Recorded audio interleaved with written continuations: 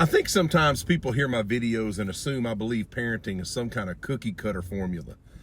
Do these 3 things, follow these 5 rules, and suddenly every problem in your home disappears. That's not what I believe.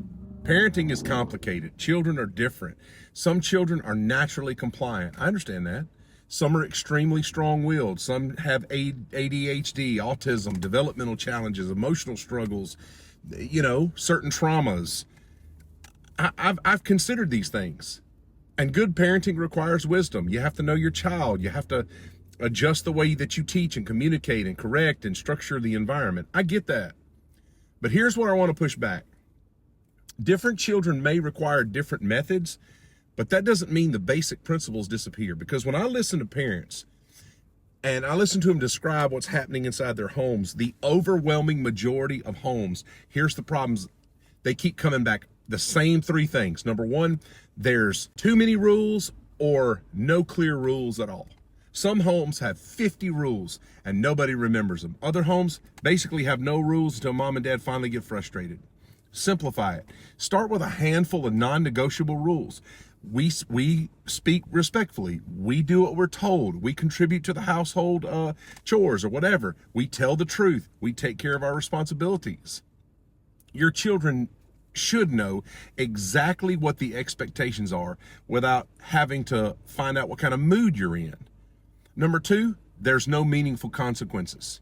Parents threaten, parents lecture, parents yell, they scream, they lose their mind, they repeat themselves 15 times, but nothing ever happens. And children eventually learn that your words don't mean a thing. A consequence doesn't have to be cruel. It doesn't have to be extreme. It just has to matter enough that they connect the decision with the result. Privileges can be removed. Freedom can be restricted. Electronics, they can disappear. Extra responsibilities can be assigned. Natural consequences can be allowed to happen, but behavior without consequences teaches children that boundaries are optional. And then number 3, the consequences are not enforced. These are the 3 things that happen all the time. This is probably the biggest one. Mom says one thing and dad overrides it. Or the parent gives a consequence and then gives the phone back 20 minutes later because the child is upset. Is that your home? Teenager argues long enough and guess what? You give in. And eventually they learn if I push hard enough, they will fold. And this is where homes lose control. Now, again, I understand every child is different. A child with special needs may need different communication. I get it. A strong-willed child may require tremendous patience and consistency. I get it. Another one might respond quickly while another one takes months of repetition, but different doesn't mean boundaryless. Different doesn't mean consequence-free. A difficult child doesn't mean they get to run the home. So no, I don't believe in cookie cutter parenting. There's no 3-step formula that magically fixes everything.